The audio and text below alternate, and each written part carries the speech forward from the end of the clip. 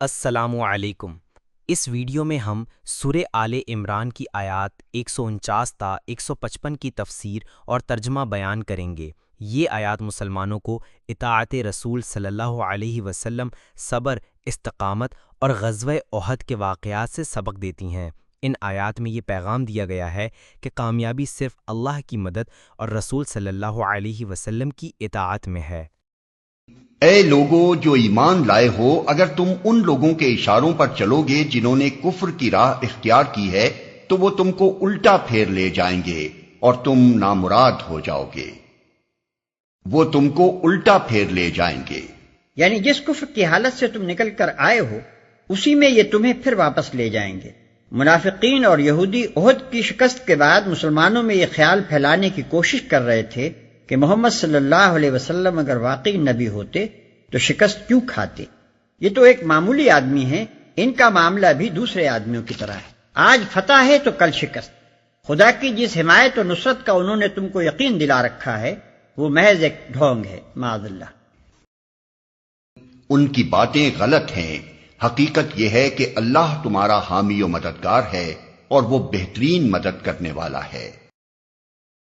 ان قریب وہ وقت آنے والا ہے جب ہم منکرین حق کے دلوں میں روب بٹھا دیں گے، اس لیے کہ انہوں نے اللہ کے ساتھ ان کو خدائی میں شریک ٹھہرایا ہے جن کے شریک ہونے پر اللہ نے کوئی سند نازل نہیں کی۔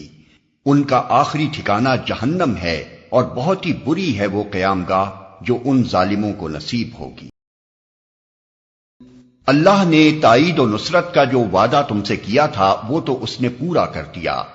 ابتدا میں اس کے حکم سے تم ہی ان کو قتل کر رہے تھے، مگر جب تم نے کمزوری دکھائی اور اپنے کام میں باہم اختلاف کیا اور جو ہی کہ وہ چیز اللہ نے تمہیں دکھائی جس کی محبت میں تم گرفتار تھے، یعنی مال غنیمت، تم اپنے سردار کے حکم کی خلاف ورزی کر بیٹھے، اس لیے کہ تم میں سے کچھ لوگ دنیا کے طالب تھے اور کچھ آخرت کی خواہش رکھتے تھے۔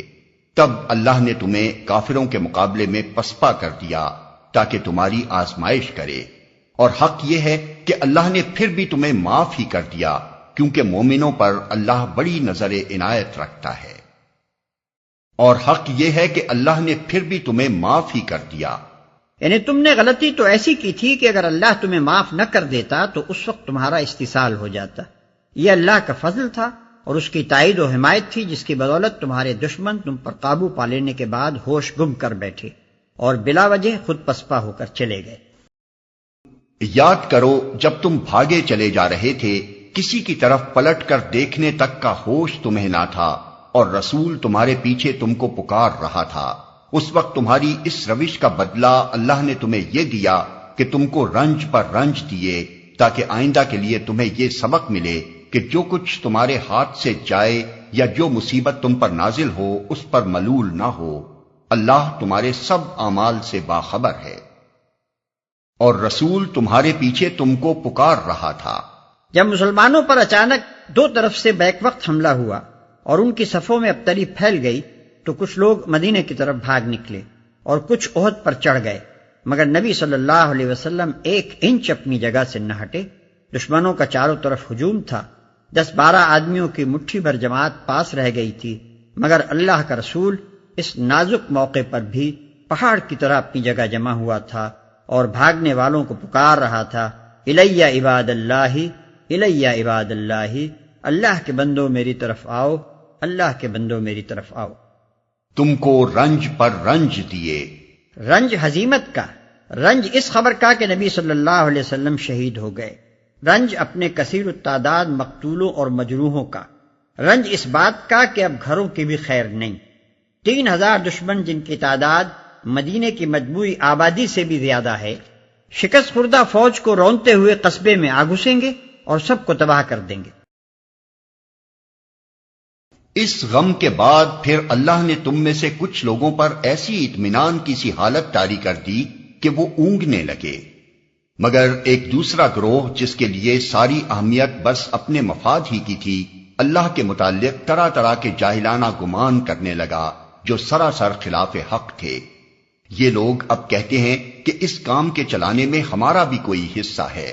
ان سے کہو کسی کا کوئی حصہ نہیں، اس کام کے سارے اختیارات اللہ کے ہاتھ میں ہیں۔ دراصل یہ لوگ اپنے دلوں میں جو بات چھپائے ہوئے ہیں اسے تم پر ظاہر نہیں کرتے۔ ان کا اصل مطلب یہ ہے کہ اگر قیادت کے اختیارات میں ہمارا کچھ حصہ ہوتا تو یہاں ہم نہ مارے جاتے۔ ان سے کہہ دو کہ اگر تم اپنے گھروں میں بھی ہوتے تو جن لوگوں کی موت لکھی ہوئی تھی وہ خود اپنی قتل گاہوں کی طرف نکل آتے، اور یہ معاملہ جو پیش آیا یہ تو اس لیے تھا کہ جو کچھ تمہارے سینوں میں پوشیدہ ہے اللہ اسے آزما لے، اور جو کھوٹ تمہارے دلوں میں ہے اسے چھانٹ دے۔ اللہ دلوں کا حال خوب جانتا ہے۔ اس غم کے بعد پھر اللہ نے تم میں سے کچھ لوگوں پر ایسی اطمینان کی سی حالت طاری کر دی کہ وہ اونگنے لگے۔ یہ ایک عجیب تجربہ تھا جو اس وقت لشکر اسلام کے بعض لوگوں کو پیش آیا۔ حضرت ابو طلحہ رضی اللہ تعالی عنہ جو اس جنگ میں شریک تھے خود بیان کرتے ہیں کہ اس حالت میں ہم پر اونگ کا ایسا غلبہ ہو رہا تھا کہ تلواریں ہاتھ سے چھوٹی پڑتی تھیں۔ تم میں سے جو لوگ مقابلے کے دن پیٹھ پھیر گئے تھے ان کی اس لغزش کا سبب یہ تھا کہ ان کی بعض کمزوریوں کی وجہ سے شیطان نے ان کے قدم ڈگمگا دیے تھے۔ اللہ نے انہیں معاف کر دیا۔ اللہ بہت درگزر کرنے والا اور بردبار ہے۔